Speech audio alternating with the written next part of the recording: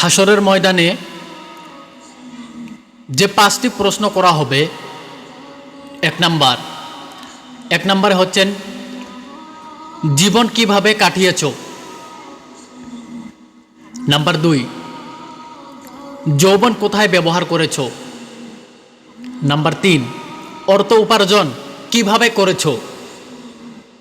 Number 4, উপার্জিত সম্পদ কোথায় খরচ করেছ। নাম্বার 5, জ্ঞান অনুযায়ী কতটুকু আমল করেছ।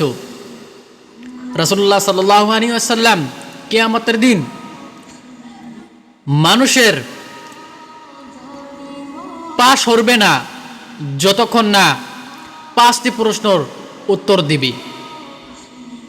আল্লাহ পাক আমাদের সবাইকে হেফাজত দান করুক এবং কাল কিয়ামতের দিন আমাদের প্রশ্নগুলো সহজ করে দিক। আমিন।